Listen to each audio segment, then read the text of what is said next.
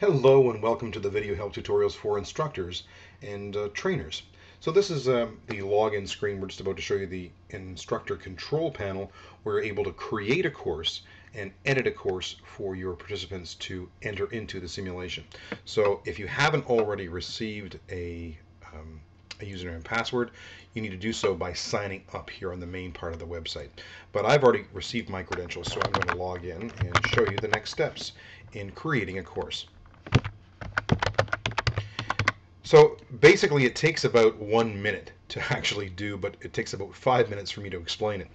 The instructor control panel, you see where we're at right now. You can view your roster, create or edit courses, the grading module, all these other interactions are other videos, but we're just sort of concentrating on the courses today. So in the menu at the top here, click on the courses. That'll bring up the courses page where you can add a course or you can edit a course. Now we already have other courses to edit, or we don't, so we need to add a course, which will bring up our new menu. So there's basically about 6, 7 form fields you need to enter, and again it takes about 1 minute, but I want to explain to you everything that you need to understand about creating a course. So the number of participants are basically giving us a rough idea of how many people are participating in the simulation. The course code is up to you. It's basically perhaps like the course code that you're using at an institution. So it can be anything you wish, as long as your students know what course it is belonging to your institution. So the simulation difficulty. This is kind of fun because this allows the user to receive funds after they're set up. So basically, with all said and done, based on their decisions and whatnot, the difficult simulations will receive $10,000 working capital. But as it says here in the setup, that they're able to go through a loan process at a later date where they can actually acquire more to purchase capital improvements and marketing, etc., for their business. So the easy one would be $65,000 and $25,000 unencumbered. So I'm going to choose the difficult one for my students. Now, the virtual world is allowing your participants, your users, to enter into the virtual world of Friday Island. So selecting the general island will allow them to participate in the general populace with other students from around the world. A separate island will only allow those users in your course to interact with themselves. However, there is a separate cost to this to your institutions. So make sure that you contact us before creating the separate island, and not incurring extra cost to your institution, because currently there is no cost. So clicking the general island for here. The weekly quiz allows your students or trainees to participate in a weekly quiz based on their interactions. So the default is no. If you already have test materials inside your course, either online or in your institution, then we can just leave that. Now, the opening date is rather important. As we see here, it tells us when your students need to be open for business. And as it states here as well, all courses start on a Monday and end on a Sunday at midnight Eastern Standard Time of the last week of the course. So depending on the simulation type that you choose, we'll sort of denote how long a gap between preparation and actually opening their business that you'll need. So in here there's an alert that says the date should be 3 to 5 weeks after you've introduced the simulation. So there's preparation material based on each of the simulations. So of course the entrepreneur simulation is the longest, being up to 8 weeks running the simulation, and you need probably 3 to 5 weeks of preparation. Creating your press release, your one-page business plan, selecting your business location, going through the demographics of each of the towns where you're going to be actually locating your virtual business on Friday Island. So the start date is very important because you want to make sure that your students have gone through the setup and done the preparation materials prior to the opening date. So you need to give them ample enough time. So I'm going to make this maybe the 26th of November.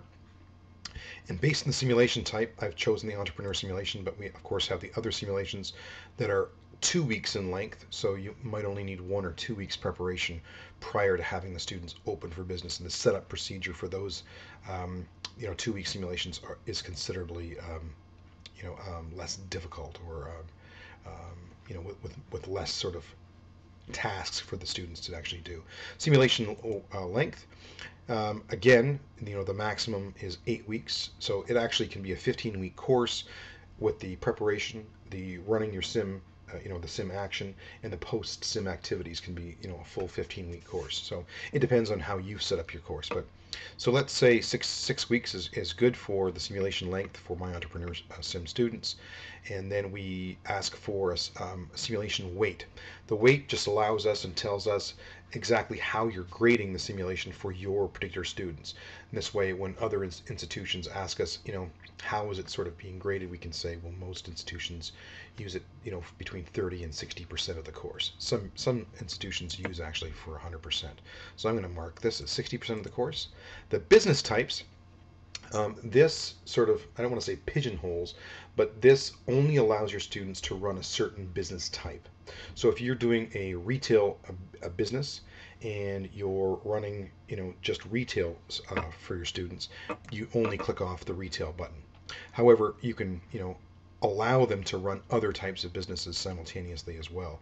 So electronics and medical, and then there's lodging operations and other things like that. So whatever ones you check off are the ones that the students will see in the setup. The other ones will be grayed out and they won't be able to select them. If you want to learn more about what it is that makes up a hotel business or electronics retail business, you can click the button here, which will open up a business type sort of example in the manual here. So it's sort of cut off here, but you can sort of you know you know, understand that this is part of um, the manual, so it goes over all that information for you, planning, all that sort of stuff. So let's scroll down here some more and look at the grading view. The grading view allows your participants to view their grade through the simulation. Do you want them to see their grade, to see their performance report, and see how well they're doing with a grade, or you can sort of shield that system. And there's a deduction system as well. So based on if they're not logging in at least 5 weeks or 5 logins weekly, or between 2 and 4 hours per week, then they can have deductions, which is 5% off their final grade. This sort of helps students so that they're not doing all the work in the last week, while the other students, have done their work and, done their due diligence every day of the simulation, so that there is a deduction system if they don't log in, they don't participate, and they don't work as a business operator, as a business manager or entrepreneur.